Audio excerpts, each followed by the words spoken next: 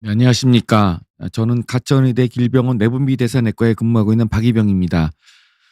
오랜만에 여러 환자 또는 일반인들과 좀 만나게 됐는데요. 제가 오늘 말씀드릴 내용은 최근에 뭐 너무나 많이 질문하시고 외래에서도 뭐 끊임없이 질문하고 답변하고 그래도 여전히 또 물어보시는 혈당 스파이크에 대해서 제가 좀 많이 물어보시는 걸 위주로 좀 정리를 해봤습니다. 그래서 혈당 스파이크에 대할 게 좀 많아서 이제 이번은 음식에 대해서 말씀을 드리고 그리고 운동도 이제 어떡하냐 또 많이 궁금해 하시더라고요. 그래서 운동은 제가 다음 편에 준비를 하고요. 그리고 이제 약제, 요새 이제 혈당 스파이크를 조절하는 약제가 꽤 많이 나와 있습니다. 아마 뭐 이런 걸 목적으로 많이 쓰시고 그리고 혈당 스파이크를 또 실제로 우리 이 의사가 아닌 일반인들조차도 눈으로 확인할 수 있는 그런 여러 가지 지표가 있기 때문에 그걸 활용해서 당뇨가 아닌 사람도 하기 때문에 그런 걸 위주로 말씀을 드리도록 하겠습니다. 네. 네, 저는 이제 당뇨를 주로 보는 의사입니다. 네. 오늘 제가 말씀드릴 뉴스는 다음 순서가 될 것 같아요. 혈당 스파이크란 뭐냐? 하도 많이 나오죠. 스파이크가 진짜 나쁜 거냐? 그리고 혈당 스파이크를 일으키는 음식은 뭐냐? 음식, 뭐 운동 여러 가지가 있지만 오늘은 음식이니까 음식을 말씀드리고 그러면 어떻게 먹어야 되느냐? 그리고 이제 마지막에 저는 이제 금가옥조 같은 마지막입니다. 마지막에는 여전히 우리가 기존에 말씀드렸던 기본에 충실하는 게 최고입니다. 뭐 누가 뭐 카더라 방송 다 살펴보면요 별거 없습니다. 다 정말 권하고 싶지 않은 게 많아요. 자, 하나씩 보겠습니다. 혈당 스파이크라는 거는요, 이거는 의학 정규 용어가 아닙니다. 이런 거는 진짜 순전히 그냥 스파이크라는 단어가 좀 아주 좀 인상적이지 않아요? 그래서 일반인들이 설명하기 쉽고 사실 외래에서는 혈당이 오르내립니다. 이런 얘기 해야 되면 환자들이 잘 이해를 못 하세요. 그러다가 혈당 스파이크 하면은 약간 알아듣는 용어 같아요. 그래서 이런 걸 활용하신 거고요. 우리 의사들은 이런 용어보다는 혈당의 변동성, 영어로 이제 뭐 글루코스 베리어빌러티 뭐 이런 변동성이라는 말을 쓰고요. 또 말이 어렵잖아요. 변동성. 근데 일반인들은 이제 스파이크 하면 금방 아시는 것 같은데 우리가 밥을 먹으면 당연히 음식이 분해돼 가지고 포도당, 당을 많이 만드는데 포도당이 올라가면 이거를 올라가는 걸 조절하려고 혈당이 올라가겠죠. 올라가는데 이걸 조절하려고 췌장에서 인슐린을 분비시켜서 이걸 떨구고 이렇게 조절하는 게 바로 인슐린 역할입니다. 근데 보통 일반인들은 공복에서 100을 넘지 않고 음식을 아무리 많이 먹어도 저는 이제 술 먹고 고기 먹고 뭐 짜장면 떡볶이 왕창 먹어도 일단 2시간 뒤에는 140 이상은 넘지 않고요. 그리고 다시 정상되는 이런 걸 말하는데 이렇게 오르락 내리락 하는 걸 스파이크라 하고 이렇게 통상적인 거 말고 팍 뛰는 걸 우리가 흔히 이제 좀 심하다. 그래서 스파이크라는 말 쓰는 거죠. 예를 들어서 우리가 보통 사람은 이렇게 하늘색 보이시죠? 하늘은 이렇게 밥을 먹으면 좀 올라갔다 내렸다. 결국은 이제 100에서 여기 140 이상은 올라가지 않고 거기서 이제 깔짝깔짝 거리다가 좀 많이 먹으면 좀 올라가고 안 먹으면 또 떨어지고 그리고 떨어져도 그게 많이 70 이상은 떨어지지 않고요. 하다가 이제 만약 스파이크라면은 이제 너무 많은 포도당이 들어오면 우리가 이거를 처리할 수 있는 인슐린 분비량이 부족해지면서 이렇게 팍 튀는 거죠. 이걸 이제 스파이크라는 거죠. 스파이크. 근데 저희 의사들은 스파이크라는 말보다 이제 혈당 변동성이 크다 이런 얘기를 많이 하시죠. 그래서 보통 일반인들은 녹색같이 보이는데 스파이크가 있는 사람은 이렇게 튀고 당뇨가 되면 아예 공복도 높고 식후도 높고 이런 형태를 보이는 거죠. 그래서 어떻게 보면 이제 스파이크 가진 사람은 일반인에서 당뇨 넘어가는 전 단계 어떤 예측인자 이렇게 추정이 될 수 있을 것 같아요. 그래서 우리가 보통 통상적으로 이런 혈당 스파이크가 생기면 인슐린을 일시적으로 분비를 시키기 때문에 이런 것들이 이제 지금까지 조사된 바에 의하면은 뭐 피부 노화를 시키고 암을 유발하고 실명 뭐 여러 가지 성인 만성 질환을 유발한다고 돼 있습니다. 그러니까 이런 게 이제 스파이크가 자꾸 많아지면 좋지 않다는 거죠. 왜냐면 혈관에도 자꾸 이렇게 고혈당이 닿으니까 세포나 혈관이 좀 이렇게 좀 정신이 없겠죠. 네. 그래서 이제 보통 이럴 때 증상은 이런 게 나타납니다. 가장 많이 먹는 게 이제 참을 수 없는 졸음이죠. 밥을 먹고 나면 졸립죠. 환자분들이 그러십니다. 밥을 먹으면 나는 왜 졸려요? 저도 졸렸습니다. 저도 졸려요. 어떻게 안 졸릴 수가 있습니까? 밥을 먹으면은 우리가 그동안에 혈관 안에 우리 몸에 있는 혈액이 소화를 시키기 위해서 이제 아무래도 뇌 혈관보다는 우리가 장 쪽으로 가지 않습니까? 소화를 시켜야 되니까요. 그러다 보니까 상대적으로 뭐 뇌혈관이 완전히 없어지는 건 아니지만 상대적으로 결핍이 이다 보니까 일시적으로 약간 저혈당 증상도 있고 그리고 양분 공급도 안 되다 보니까 인제 졸음이 오는 거죠. 그리고 집중력도 떨어지겠죠. 밥 먹고 나면 나른해 가지고 뭐 멍하죠. 이거 뭐 병이 아니죠. 그리고 갑자기 피로하죠. 밥 먹고 나면 노곤하고 그냥 눕고 싶고 이런 게 나타나는 게 이제 당연한 이런 이제 증상이 되겠고요. 그 외에 인제 두통도 심해질 수가 있고요. 그리고 집중력적 그리고 갈증이 생길 수가 있죠, 갈증이. 예, 너무 인제 올라가다 팍 튀었다 하면요.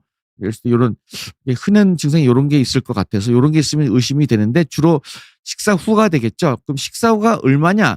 이게 또 고민이에요. 우리가 보통 30 이상이 되면 증가되면 혈당 스파이크다? 뭐 이런 얘기를 많이 해요. 매스컴 보고 인터넷 찾아보고 하는데 의학 쪽에서는 이거를 정의한 바가 없어요. 일반인들이 하는 얘기예요. 이거 30 이상. 근데 왜냐면 30 이상 넘어서 140 넘어가면 좋지 않잖아요. 그러니까 뭐 그거를 가늠해서 하는 거고 어떤 사람은 40이라는 얘기도 있고 어떤 사람은 50이라는 얘기도 있고 어쨌든 스파이크 진단 기준은 없습니다. 중요한 거는 밥 먹고 나서 혈당이 올랐을 때 그걸 스파이크라고 우리가 이제 그 비의료적인 단어를 하는 거고 그런 게 많아지면 혈관이나 몸에 안 좋아지기 때문에 궁극적으로는 이제 여러 가지 당뇨라든가 심혈관 질환이라든가 여러 가지 집중력 저하라든가 또는 뭐 치매 이런 걸 유발한다고 돼 있습니다. 이제 이거는 뭐냐면 이 그래프는 영어로 돼 있지만 제가 설명을 드리겠습니다. 우리가 입으로 포도당을 먹어요. 포도당을 보통은 이제 우리가 표준 검사는 75g을 먹습니다. 뭐 50g 먹는 수도 있고 100g도 먹는 수가 있는데 우리가 75g을 먹으면 이 정상인은 이렇게 혈당이 이렇게 올라갔다가 떨어지는데요. 아까 말씀드린 대로 140은 넘지 않아요. 그 2시간이 되면은 되게 많이 떨어지고요. 근데 인제 그 혈당이 조절이 약간 안 되면 처음에 살짝 여기 앞에 틉니다. 물론 앞에만 뛰고 뒤는 또 정상이 돼요. 그렇지만 심해지면 점점 해지고 심각한 병이 되면 이렇게 쫙 올라갑니다. 그러니까 초기에 우리가 너무 많은 순간에 탄수화물이 들어오면 이걸 조절하려고 인슐린을 막 분비하고 이런 것들이 좀 진행이 되면 인슐린이 인제 분비가 잘 안 될 거 아니에요. 그러다 보니까 초기에 이제 반응이 좀 둔해지죠. 그래서 우리가 보통 우리가 의학적으로 우리가 당뇨가 오기 전에 제일 먼저 반응하는 거는 혈당 초기 반응이 소실됩니다. 초기 반응 인슐린이 소실되면서 혈당이 쫙 올라가다 바로 떨어지죠. 그래서 당뇨는 아닌데 이렇게 할 수 있지만 이렇게 팍 튀는 것도 별로 안 좋은 거죠. 근데 나이가 먹고 당뇨가 심하면 이렇게 전반적으로 올라가게 됩니다. 그래서 그거를 증명하는 게 경구 포도당 부하 검사고요. 그래서 이제 혈당 스파이크를 진단하려면 사실은 뭐 경구 포도당 부하 검사를 하면 되는데 표준 검사는 아시겠지만 30분 이제 포도당을 먹고 30분, 60분, 90분, 120분 이렇게 4번 공복판 5번을 하거든요. 근데 어떤 경우는 포도당이 이제 당 지수가 높은 경우는 15분, 30분 하고 올라갔다가 1시간부터 떨어질 수도 있잖아요. 그렇기 때문에 어떻게 보면 진짜 정확한 스파이크를 보려면 뭐 30분이 아니라 표준 검사가 아니라 10분, 20분 간격으로 짧게 따다다다 끊어보면 더 좋을 것 같아요. 근데 그런 게 요새 가능하죠. 이따 말씀을 드리겠습니다. 자, 그리고 또 이런 얘기 많이 물으세요. 야, 그러면은 1시간은 얼마냐? 3시간은 얼마냐? 4시간 이런 거 많이 물어보세요. 당뇨 우리 잘 몰라요. 저희 그렇지만 이제 우리가 추정은 가능할 것 같아요. 예를 들어서 일반인들은 정상이 이제 100 미만이고요. 공복이 전 단계는 125까지고 당뇨는 126 이상이요. 이거 아시죠? 그래서 그리고 2시간 뒤 식후 2시간은 정상이 130까지고 중간에 당뇨 전 단계는 140, 199 그다음에 당뇨병은 200. 그러니까 당뇨는 공복이 120 이상이면서 식후 2시간이 200 넘어가면 당뇨예요. 그런데 이건 2시간이란 말이야. 그럼 1시간은 뭐지? 3시간은 뭐지? 4시간은 뭐지? 뭐 이런 기준은 음식의 종류, 음식의 성분의 당 지수라든가 당 부하 지수에 따라 차이가 있어요. 그래서 진짜 달달한 거 그건 쫙 올라가기도 하고 그리고 좀 달진 않지만 칼로리가 많은 거 그거는 후반부가 올라갈 수 있기 때문에 차이가 있을 수 있는 거예요. 그래서 이제 우리가 음식의 성분에 따라서 당 지수, 당 부하 지수에 따라서 1시간, 3시간, 4시간은 차이가 있는 거예요. 그래서 식후 4시간은 그럼 얼마냐? 이거 데이터가 없죠. 근데 대충 우리가 임상적으로는 4시간 정도 되면은 일반인들은 대개 이제 정상으로 떨어집니다. 그래서 정상이 되는 거고 아까 말씀드렸듯이 당뇨 진단 초기에는 초기 반응이 좀 부족하기 때문에 처음에 팍 튀었다가 이렇게 되고요.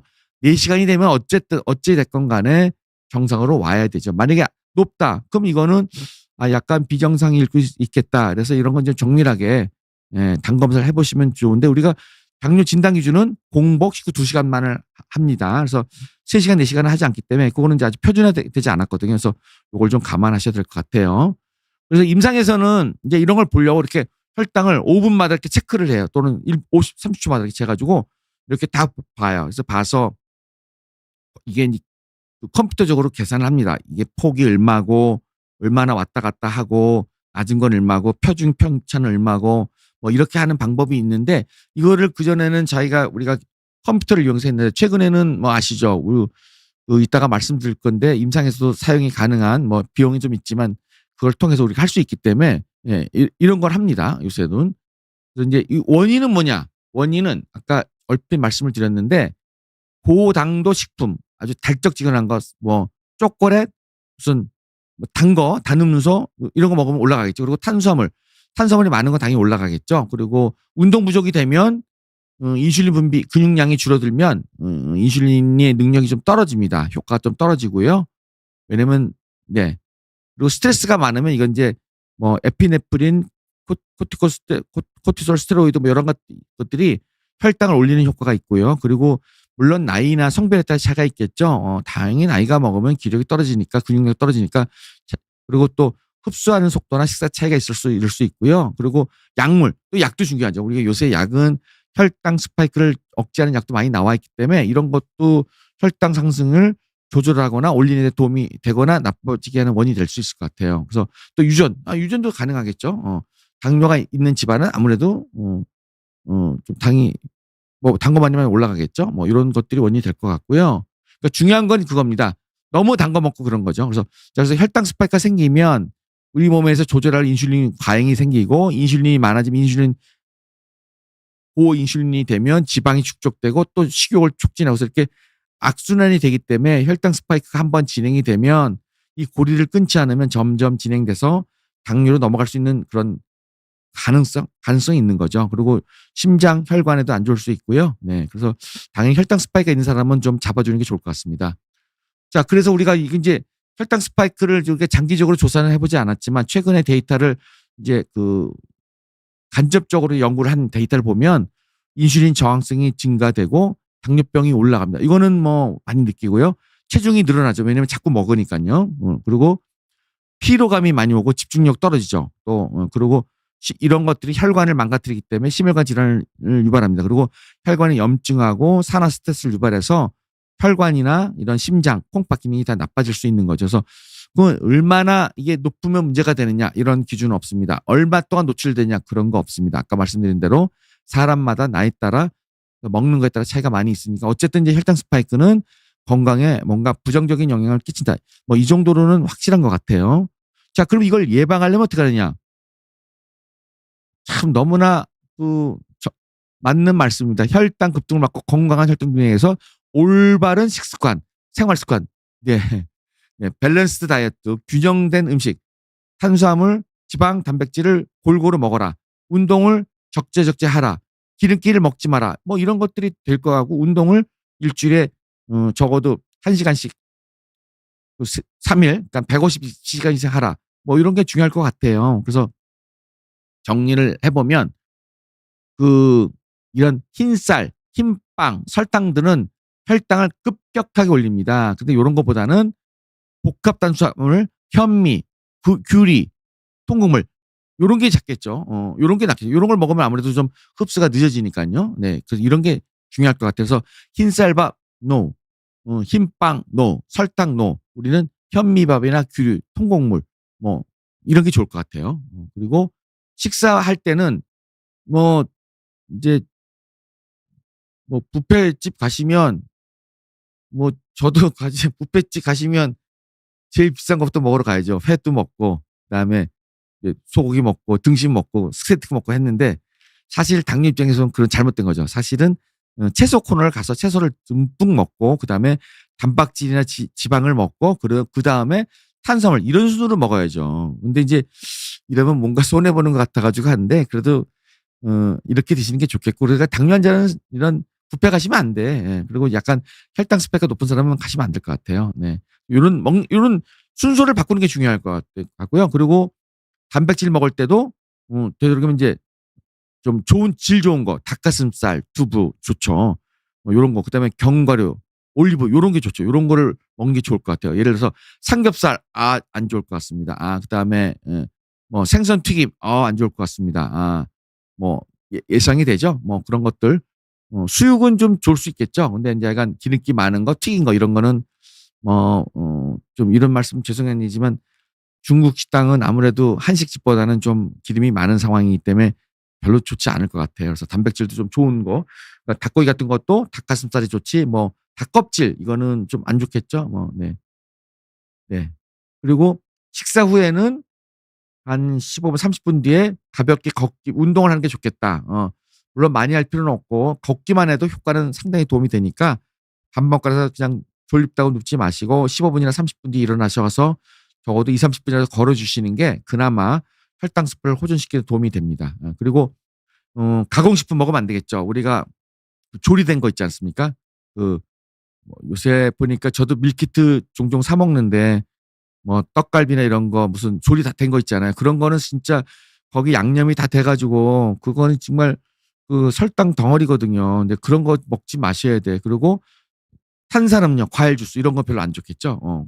이런 걸 좀 요런 게 필요할 것 같아요. 요런 걸 해 주셔야 될 것 같아요. 네. 그리고 특히 인제 요런 거 채소 상추 뭐 시금치 이런 나물류 있잖아요. 뭐 이런 게 좋을 것 같아요. 그리고 콩 좋죠, 콩. 콩 좋고 콩이니까 무슨 그 순두부 뭐 뭡니까 청국장 뭐 이런 게 좋겠죠. 그리고 견과류는 근데 많이 드시면 곤란하고 한 줌. 우리가 인제 그 가게에서 많이 파는 거 있잖아요. 요 한 봉지 먹는 거. 고게 한 20 그램에서 30 그램 정도 되는데 고 정도 먹어야지. 그거를 뭐 2 개, 3개 먹으면 곤란하죠. 그러니까 그건 하루에 하나 정도. 그리고 아보카도 좋죠. 아보카도는 진짜 순수한 베지터블 비건 단백질이거든요. 얘 너무 좋죠. 근데 얘는 좀 맛이 없어. 맛이 없어서 보통 이제 식초랑 같이 넣어서 식초랑 이렇게 먹으면 좀 낫더라고요. 그다음에 식초를 많이 활용하시고요. 식초는 칼로리는 있긴 하지만 우리가 치는 거는 굉장히 적은 양이고 식초를 또 먹으면 또 인제 살 빼는 인제 그 비만 치료하는 효과도 있고 식초 자체가 또 입맛을 좀 없애요. 식욕도 억제하고 칼로리도 없고 그리고 뭐 맛있고요. 그리고 아까 말한 대로 설사도 유발하고 요런 효과가 있기 때문에 뭐 요런 거를 식초를 적극 활용하는 게 도움이 될 것 같아요. 요런 거를 하면 좋은데 사실 글쎄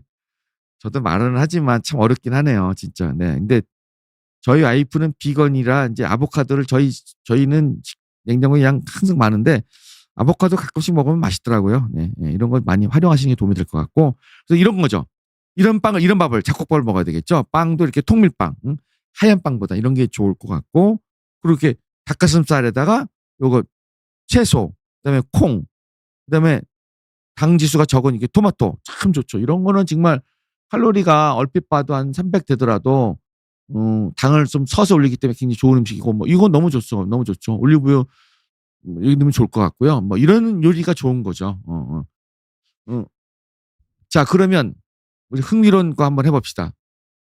생감자, 찐감자, 구운 감자 도대체 어떤 놈이 나쁜 놈이냐? 느낌이 오시죠? 어떤 게 좋을 것 같아요? 네. 이거 참 질문 많이 하시는 건데 이제 자 튀긴 감자 요놈 4 개네. 그러면 이 중에 뭐가 제일 나쁠 것 같아요? 네. 그냥 요 빨간 놈 요놈이 나쁜 놈이겠죠. 이게 제일 악질이고 요 3 가지가 있는데 3 가지를 비교를 해 보면 요걸 하기 전에 우리가 당 지수하고 당 부하 지수가 있는데 요걸 이따 설명을 좀 드리겠 자 그래서 당 지수하고 당 부하 지수라는 말인데 요거 무슨 말이냐면 이런 겁니다. 당지수는 어떤 음식거리가 탄수화물 표준 50g이랑 비교했을 때 혈당이 올라가는 걸 보여주는 거야. 그러니까 한 번 먹는 양을 고려하지 않고 그냥 오로지 50g만 가지고 비교한 거예요. 그래서 사과 같은 경우에는 그 17g이 정도 되는데 보통 사과는 보통 이 정도는 먹거든요. 그래서 인제 사과는 그래서 당 지수는 높지만 어떻게 보면 먹은 양은 비교적 많기 때문에 먹은 양은 충분히 많이 먹어 줘야 되기 때문에 사실은 그렇게 많이 올리진 않아요. 그래서 우리가 탄수화물 50g 표준에 비교했을 때 가지고 있는 그 칼로리랑 당 올리는 정도랑 당 지수는 죄송합니다. 먹는 양을 먹는 양을 고려한 이 당 지수가 있는데, 그러니까 이런 겁니다. 예를 들어서 흰쌀밥, 얘는 정말 혈당을 많이 올려요. 당 지수가 높아요. 그런데 얘는 우리가 먹는 양이 좀 많은 편이거든요. 이게 보통 한 그릇 먹는 양인데, 현미밥이다 이런 경우는 당 지수는 낮아요. 근데 칼로리도 더 낮겠죠. 뭐 이런 개념입니다. 그리고 사과는 당 지수가 낮아요. 근데 얘는 또 많이 먹으면 또 문제가 되잖아요. 그래서 당 지수는 양이 좀 먹었을 때 올라가는 정도를 말하지만, 만약에 많이 먹으면 또 많이 나오는 그런 거기 때문에, 그러니까 우리가 사실은 저도 이제 당 지수하고 당부하 지수를 많이 따져보는데, 이런 거는 사실 어려워요. 그래서 이제 저는 이렇게 생각합니다. 그러니까 이렇게 생각하시면 돼요. 저도 이 도표를 가지고 많이 외웠거든요. 근데 맨 처음에 근데 저희 임상에서는 저도 도저히 못 오겠더라고요. 그래서 이제 보통 이런 겁니다. 그래서 요런 게 좋은 거예요. 아몬드, 호두, 시금치 요런 게 좋은 거고, 나쁜 건 요거예요. 튀김, 메시포테이토, 그다음에 음료 요런 게 안 좋은 거야. 그러니까 요런 거보다는 요런 거를 먹는 게 좋아요. 요런 걸. 그리고 흰쌀밥은 당 지수가 86. 근데 부하 지수가 적어. 그러니까 얘는 이만큼을 먹어야 되는 거고, 떡은 요만큼을 먹기 때문에 사실은 어떻게 보면은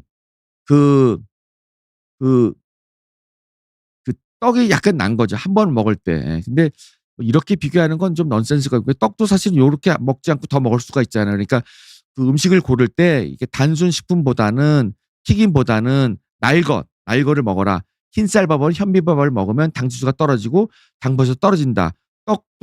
떡은 이제 이 칼로리는 많지만 양이 적기 때문에 사실은 먹은 양에 비해서는 좀 많이 올라가는 거죠. 네. 제가 이거 나중에 한번 또 설명 한번 드려야 되겠네요. 비교를 좀 많이 해봐야 되겠네요. 네. 자, 그래서 이렇게 비교를 해보면 생감자, 찐감자, 구운 감자를 비교해보면, 생감자는 사실 먹을 수는 없죠. 생감자는 거기 눈에 솔루톨인가요?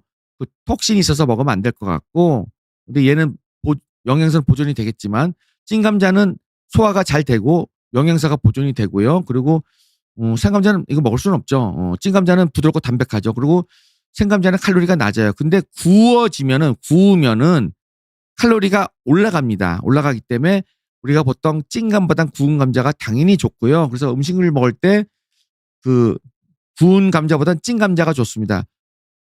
그리고 튀긴 감자는 어떨 것 같아요? 튀긴 감자는 우리가 보통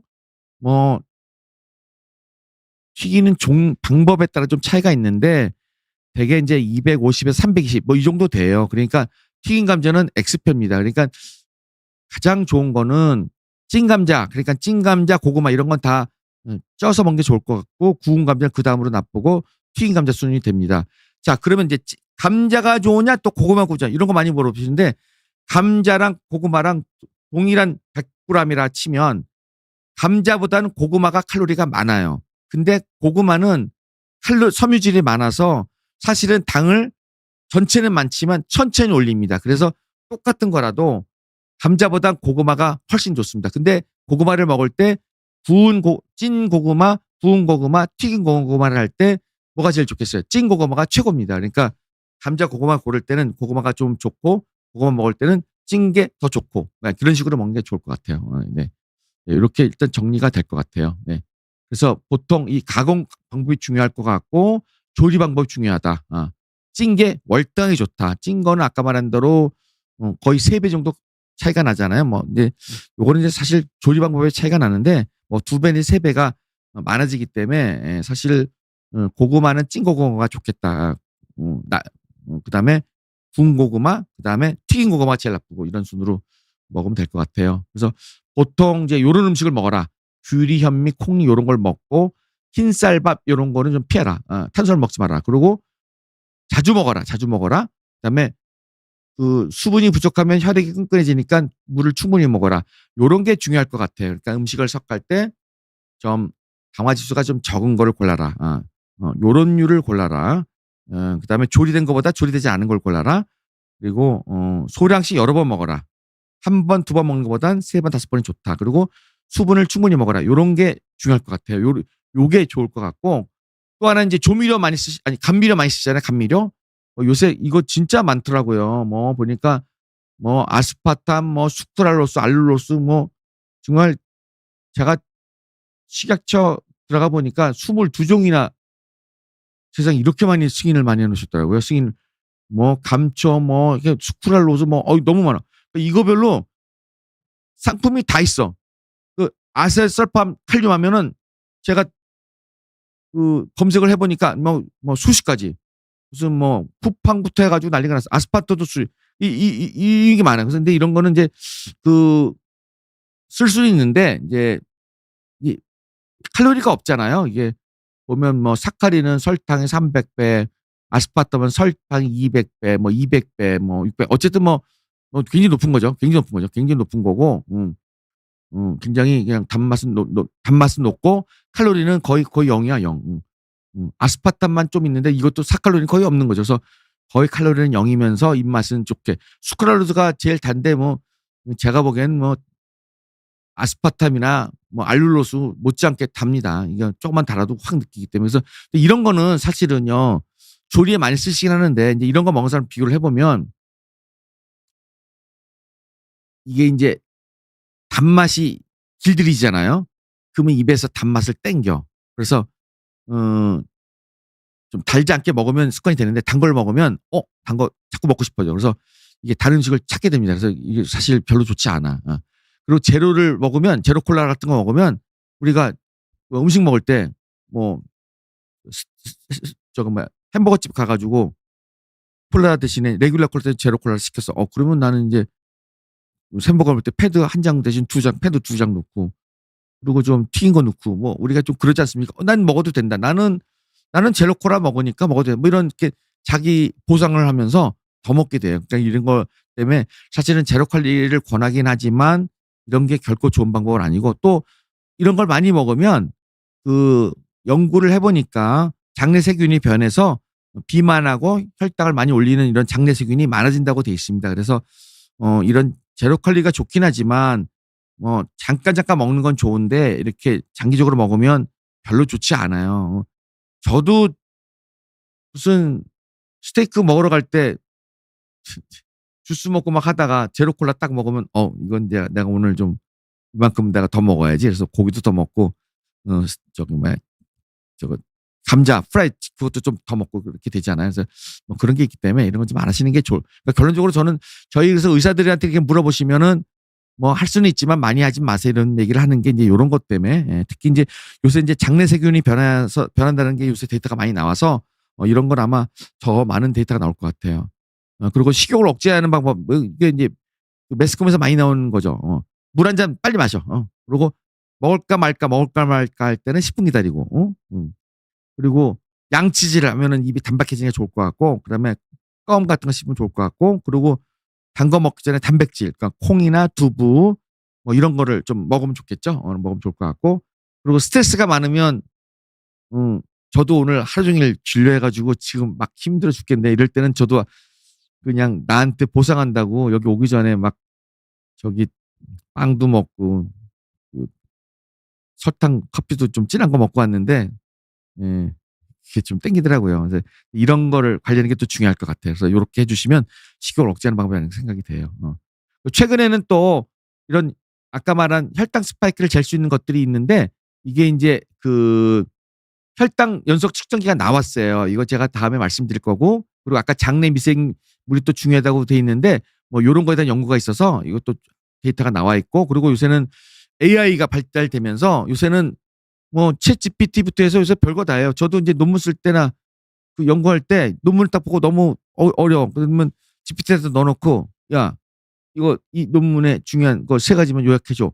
그러면 이놈이 세 가지를 딱 요약을 해줘요. 그리고 야, 그럼 내가 오늘 뭐 했으면 좋겠냐? 의견 내봐. 그럼 얘가 또 내줘. 그래서 물론 검증을 해봐야 되겠지만 이런 상황이 되기 때문에 아마 조금만 지나면 이제는 아마 먹는 거를 우리가 모니터링해서 당신이 먹고 있는 거를 분석해서 아마 맞춤형 식이요법을 개발하는 날이 올 것 같아요. 이거는 얼마 안 남은 것 같습니다, 진짜. 네. 네.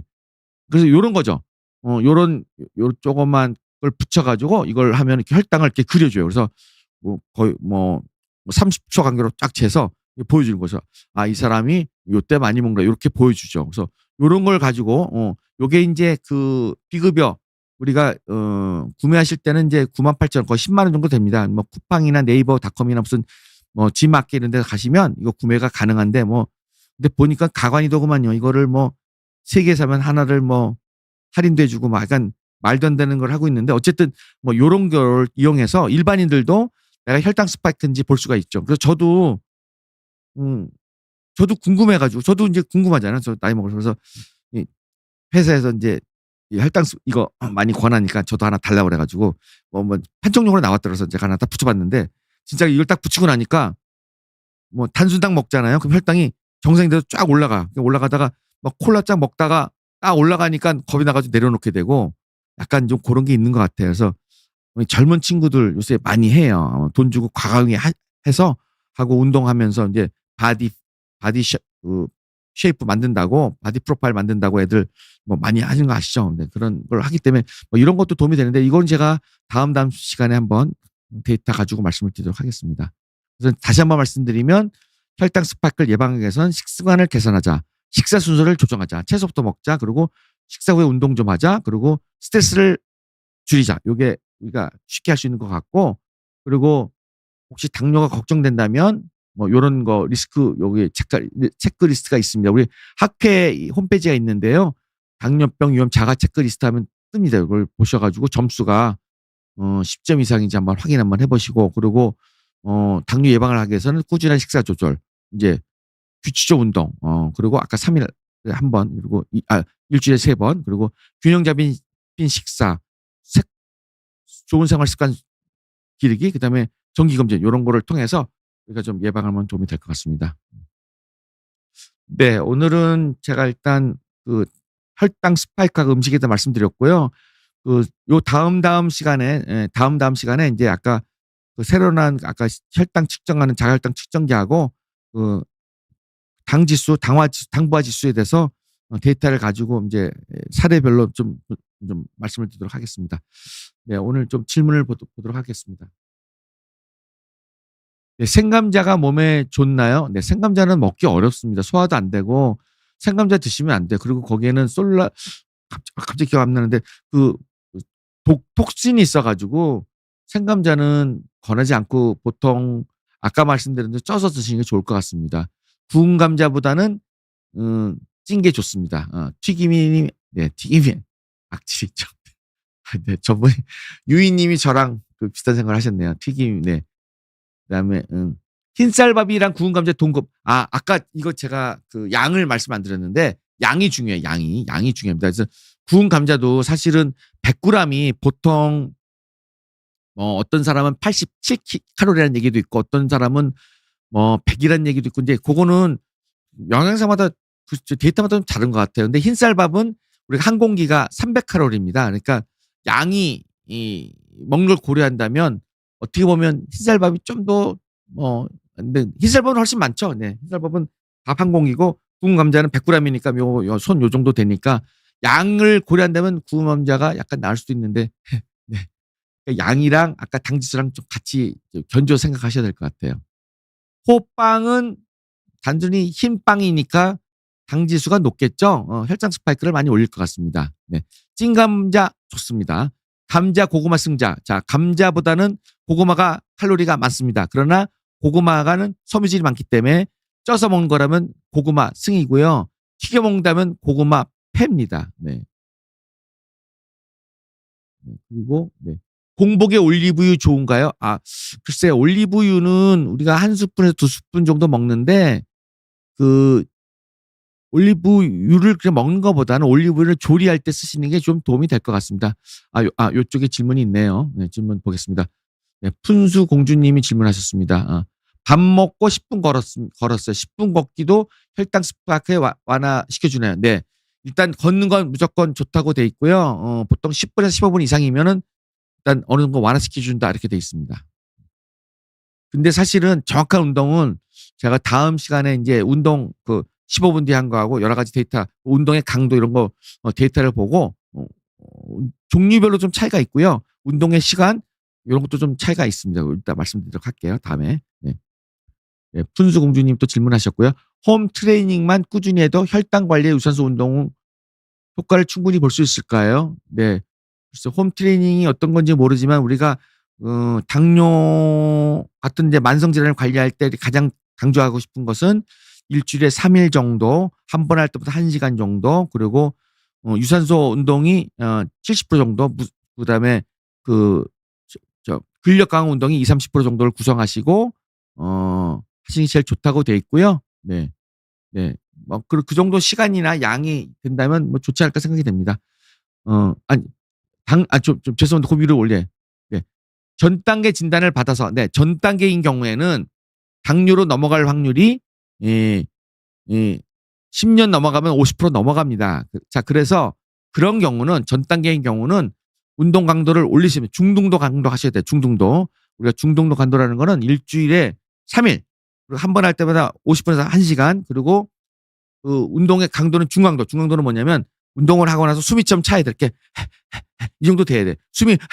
이건 안 되고 막 하고 나서 숨이 안 차다. 이건 아니야. 그러니까 보통 숨이 자꾸 이 정도는 되는 게 중강도인데요. 이제 맥박을 재는 방법이 있는데 뭐 일단 뛰다 보면 맥박 잴 힘도 없습니다. 그래서 약간 숨찬 정도로 생각하시면 될 것 같고 그거를 일주일에 3일 정도 하시고요. 만약에 비만이 있다.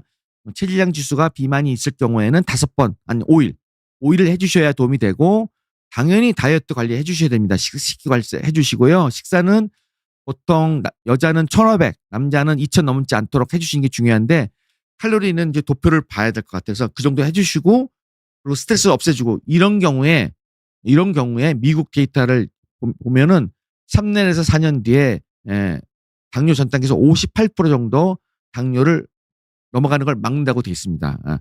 그러니까 강도가 좀 있어야 돼. 그냥 걷는 거 가지고는 예방하는데 좀 곤란해. 그러니까 중등도 강도 3일 이상 그리고 밸런스 다이어트 이런 게 필요할 것 같습니다. 네. 그러니까 하는 것도 중요한데 강도, 시간 이런 거 중요할 것 같아요. 네, 안녕하세요 님이 저혈당으로 인한 휴식 몇 분 정도가 적당할까요? 네. 저혈당인 경우에는 그 자체로 위험합니다. 당뇨이건 아니건 간에 일단 저혈당인 경우에는 혈당을 충분히 올려놓고 나서 하시는 게 좋을 것 같고 그때는 적어도 그냥 쉬시는 게 좋을 것 같아요. 저혈당 그거 올리자마자 또 운동하는 건 그건 진짜 좋지 않은 것 같습니다. 저혈당은 그 자체로 치명적입니다. 저혈당 자체는 뇌 기능을, 뇌세포를 망가뜨리고 기능을 떨구기 때문에 일단 회복하는 게 중요해요. 특히 인슐린 맞고 있는 사람은 절대 운동하시면 안 돼요. 저혈당이 되면 충분히 우리가 보통 70 미만이면 저혈당이 오르는데 저혈당 생기면 적어도 하루나 이틀은 200 이상 쫙 올려서 저혈당에 대한 그런 위기로 넘어가면 안 됩니다. 한 번 오면 또 올 수 있거든요. 네.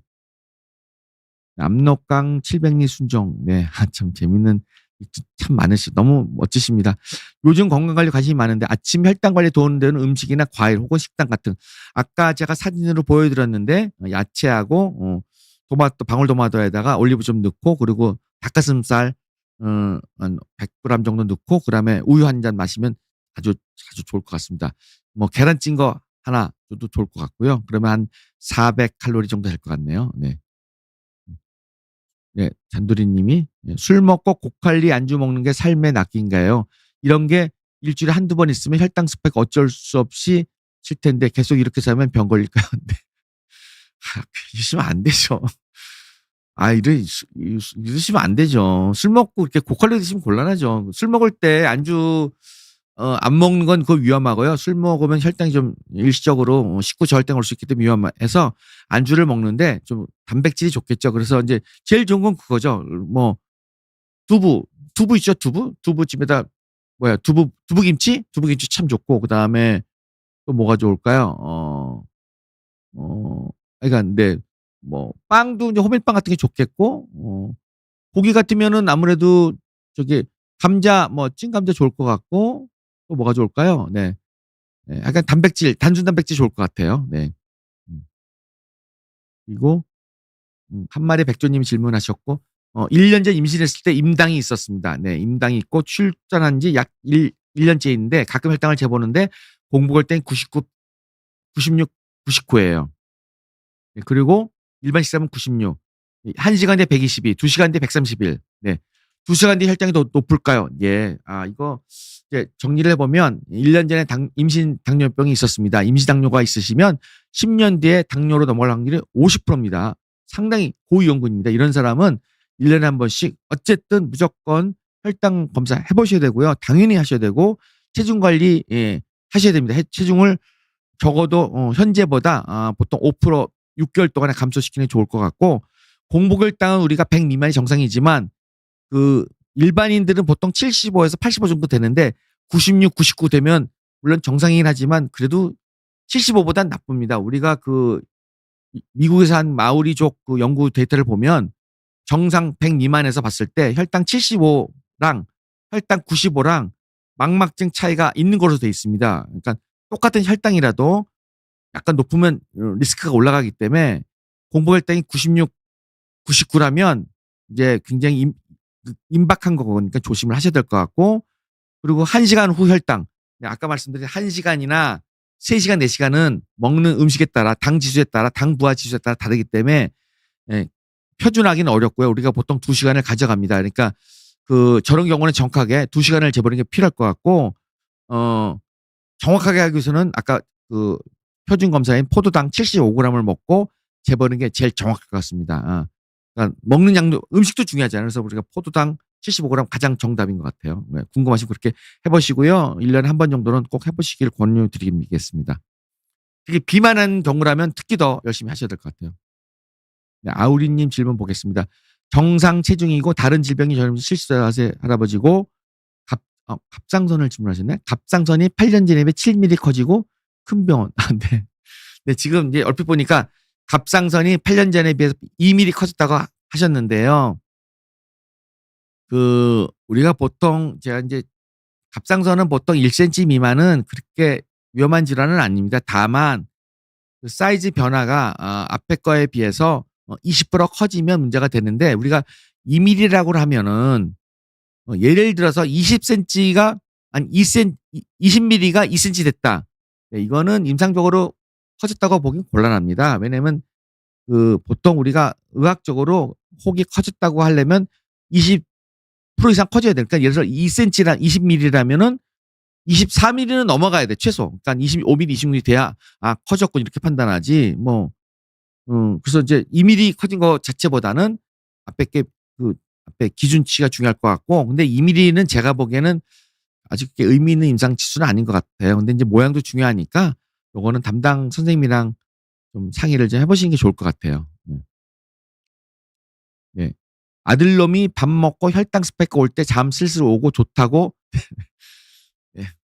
밥을 먹고 잠 슬슬 오고 좋다고. 네. 밥 먹고 나면 좋죠, 기분이. 밥 먹고 절대 걷지도 않고 오자는데 이러다가 네, 이러면 안 되죠. 네. 아까 말씀드렸잖아요. 이러시면 안 되죠. 밥 먹고 가급적이면 혈당 스파이크는 아무래도 오랫동안 노출이 되면 혈당을 염증을 유발하고 산화스트레스를 유발하기 때문에 심혈관 질환을 유발하고 당뇨도 유발할 수 있어서 밥 먹고 한 15에서 20분 정도 지난다면은 적어도 10분 이상 걸어주는 게 굉장히 도움이 될 것 같습니다. 네, 이러시면 안 되죠. 네. 네, 지연 멋져님 보겠습니다. 유산소 운동이 체지방을 빼는 데 효과가 좋다고 했어요. 네, 맞습니다. 근데 이제 좀 더 빼려면 그 근력 운동도 같이 하시는 게 좋을 것 같아요. 공복에 하는 게 좋을까요? 식후에 하는 게 좋을까요? 예, 이거 굉장히 중요한데 우리가 혈당 측면에 봤을 때 우리가 혈당이 식전이 높아요? 식후가 높아요? 식후가 높죠. 그러면 언제가 좋아요? 공복에 하는 것보다 식후가 하는 게 좋습니다. 당연합니다. 그래서 근데 공복에 하는 거는 물론 이제 다른 이제 우리가 그 공복에 운동을 하게 되면 지방 같은 거를 이제 우리가 칼로리가 필요하니까 공복에 운동하면 칼로리가 필요하잖아요. 그래서 지방이나 근육에서 이제 칼로리를 쓴단 말이야. 그래서 그런 의미는 좋지만 우리 의학적으로 봤을 때는 공복보다는 식후에 하는 걸 아주 강추입니다. 그러니까 아침에 새벽에 막 뛰시는 분들은 간단한 음료 뭐 단백질 하나 먹고 가는 게 제일 안전해요. 근데 네. 그렇지만 아까 제가 말씀드린 비만하거나 당뇨가 전혀 없이 이제 비만 체중을 뺄 목적이라면 뭐 그것도 하나의 방법이 될 것 같은데 저랑 같이 이렇게 상의하시는 어르신들은 중년 이상은 공복보다는 식후를 권장드리겠습니다. 네, 엔젤님이 질문하셨고요. 혈당이 300 이상 높을 때 바로 운동을 하지 말고 좀 내렸다 하라고 그랬는데 왜 그럴까요? 이제 혈당이 당뇨인 사람이 혈당이 이제 300 이상은 좀 우리가 높잖아요. 높죠? 높은 거죠. 높은데 이제 우리가 이제 운동을 하면은 어떻게 될까요? 땀을 좀 흘리겠죠. 그럼 탈수가 될 것 같아요. 그러면 우리 몸에 혈당이 300인데 내가 운동 막 하고 탈수가 되면 혈당이 어떻게 될까요? 올라가겠죠. 올라갈 거예요. 그러니까 더 고혈당을 유발하기 때문에 300이라는 의미는 그냥 높다는 의미지 300 그러면 뭐 301은 위험하고 299는 안 해? 뭐 그건 아니거든요. 그러니까 300 이상으로 높을 때는 운동을 좀 발휘하지 말고 혈당을 좀 떨군 다음에 하라. 이런 말씀으로 이해하시면 좋을 것 같고 500이다 이러면 하시면 안 되겠죠. 근데 뭐 298이다? 뭐 이거는 할 수 있을 것 같아요. 그래서 저런 치수를 너무 절대로 믿지 마시고 근데 높으면은 아무래도 좀 좋지 않겠다. 하는 게 좋을 것 같아요. 그래서 아까 중간에 말씀드렸지만 물을 수분 공급을 많이 하는 게 도움이 될 것 같아요. 네, 엔젤님 또 질문하셨고요. 전 단계인데 당뇨 전 단계겠죠? 이대로 계속 가도 되나요? 네. 사실은 이제 아까 말씀드린 대로 식이 관리 잘해주고 운동 충분히 해주고 그러면은 전 단계가 일반인들도 3, 40%는 유지한다고 돼 있습니다. 그러나 우리가 이제 통상적으로 나이가 먹으면 솔직히 말하면 뭐 운동 안 하시잖아요. 그리고 근력 떨어지죠. 배 나오죠. 그리고 세포나 근력 기능 떨어지죠. 세포 기능 떨어지고 소화 잘 안 되죠. 당연한 거 아닙니까? 그러니까 나이가 먹으면 나이 자체만으로도 혈당에 당뇨에 노출될 확률이 많아요. 젊었을 때보다 나이 먹으면 많아지기 때문에 그렇기 때문에 사실은 계속 유지하는 거 쉽지 않으니까 진짜 끊임없이 자기 관리하는 게 중요할 것 같습니다. 김밥이 혈당이 많이 오른다는데 왜 그럴까요? 자, 김밥, 치즈김밥, 뭐, 김밥, 죄송합니다. 무슨, 분식에서 이제, 치즈김밥 하잖아요. 밥 한 그릇이 300칼로리입니다. 김밥은 그 정도 됩니다. 특히 이제 더 될 수도 있어요. 삼각김밥 아시죠? 삼각김밥. 삼각김밥. 작은 거는 칼로리가 200 정도 되는데, 우리가 거기 치즈 무슨 뭐, 제육 삼각김밥 큰 거 있잖아요. 뭐 생각해 보니까 작은 것도 큰 것도 있어.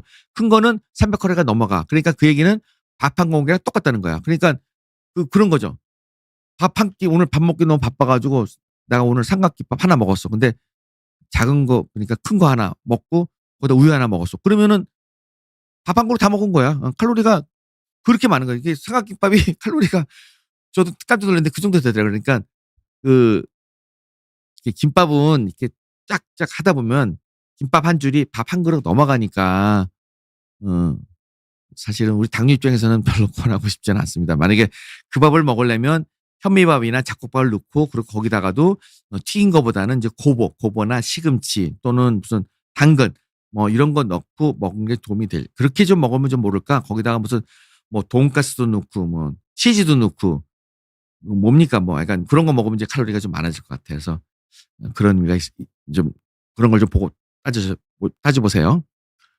네, 당뇨병이 걸리는 이유가 뭘까? 네, 당뇨병은 여러 가지가 있는데 비만, 스트레스, 그다음 유전 여러 가지 최근에는 뭐 약물 이런 것도 원인이 될 것 같아요. 뭐 다양한 원인이 있을 것 같고 요새는 제일 많은 건 또 많이 먹는 거 음식량 그리고 스트레스 이게 제일 많을 것 같습니다. 네. 네. 소변에서 당이 빠진다고 하는데 그리고 오늘 혈당 체크하니까 178. 자, 178이 나왔죠? 저게 식전이 식후인지 중요할 것 같아요. 식전이면 당뇨일 확률이 많고요. 식후라면 당뇨 전 땡길 확률이 많아요. 네. 자, 이러면은 아까 말씀드린 당뇨 전 땡기에 준해서 하시는 게 좋을 것 같고 좀 정확한 진단을 위해서 병원에 오셔가지고 공복혈당 재고 포도당 75g 먹고 2시간 재보고 이런 게 하셔서 당뇨인지 아닌지 명쾌하게 판단하시는 게 도움이 될 것 같습니다. 식이요법 당연히 하셔야 되고 운동 당연히 하셔야 되고요. 약은 아까 말씀드린 대로 아까 당뇨 기준이 맞아야 돼요. 아까 말한 대로 공복이 126 이상, 식후 200 이상 나와야 당뇨이니까요. 아까 그 정확한 포도당 검사, 아까 75g 먹고 하는 포도당 검사를 병원에 가셔서 해보셔가지고 확인하는 게 중요할 것 같아요. 그러니까 당뇨인지 아닌지 모르고 약을 쓰는 거는 그런 뭐 국가적으로는 당뇨가 아닌 경우에 당뇨 전 단계로 약 쓰는 거는 저희 우리나라 보건복지부에서는 우리가 허가 사항이 아닙니다. 네. 네. 제로칼 하루에 한두 캔 괜찮다고. 네. 아까 한두 캔 정도 괜찮다고 하겠죠? 네. 네. 하루에 많게는 9캔. 네, 아오켄. 너무 많습니다. 자, 이러면 아까 말씀드린 대로 제로콜의 단점 말씀드렸죠? 단맛에 익숙해집니다. 단 것을 찾게 됩니다. 그리고, 음, 저, 그, 이게 단 것을 땡기고, 그리고 대장에 그 장내 세균을 변화를 줘가지고, 그, 여러 가지 염증을 많이 유발해요. 그래서 그 많이 먹는 것은 곤란하고, 하루에 9캔? 이거는 너무 많은 것 같습니다. 저렇게는, 저는 좋다는 건 한두 개라지. 그러니까 이게 참 괴로운 게요. 제가 제로 콜라 좋다고 이렇게 10개씩 먹으면 이거 참 정말 괴롭습니다. 우리 제 환자 중 얘기 하나 할까요? 제 환자 중에 제가 오이 좋다고 말씀드렸거든요. 근데 환자분이 갑자기 콩팥이 나빠져서 병원에 왔어요. 그래서 아니 이거 어떻게 된 거야 그랬더니 환자가 선생님이 그 오이 좋다고 그래서 나 오이 많이 먹었다고. 그래서 오이를 몇 개 먹었어요. 그랬더니 하루에 한 2-30개 먹었대. 예? 그 맛없는 걸 2-30개. 그 참외 아니 저기 그 오이 같은 거는 그 칼륨이 많거든요. 그걸 과량 복용하면 콩팥이 망가져요. 제가 말씀드린 거를 이렇게 한두 잔을 생각하시 이렇게 좋다고 이렇게 막 10개, 20개씩 이거는 좀 아닌 것 같으니까요. 좀 이렇게 약간 걸어서 드셨으면 좋겠습니다. 네, 너무 많이 드신 것 같아요. 네. 네, 일단 지금 9시 50분이고 많은 시간 좀 지난 것 같은데, 예. 질문이 없는 것 같아서 일단 마무리하고요. 다음에는 제가 다음에 준비한 거는 이제 그 아까 혈당 스파이크하고 운동의 여러 가지 방법. 아까 얼핏 질문에 답변할까 말았는데 운동에 대한 데이터를 보고 어떤 운동이 좋은지, 어떤 운동이 나쁜지 한번 같이 고민을 해보도록 하고요. 그 다음에는 이제 아까 말한 그 혈당 측정하는 이게 자가혈당 측정하는 그거에 대해서 설명하고 요새 약 중에 그 혈당 스파이크를 줄이는 약제가 많잖아요. 네, 그걸 한번 하나하나 한번 살펴보도록 하겠습니다. 네, 늦은 시간까지 이렇게 참여해 주셔서 감사드리고요. 많은 질문 저한테도 많은 도움이 되고 다음에 강의 준비할 때 좀 더 좀 세련되게 좀 준비를 하겠습니다. 오늘 약간 좀 미흡한 부분이 있더라도 양해 부탁드리고요. 편안한 저녁 되시기 바랍니다.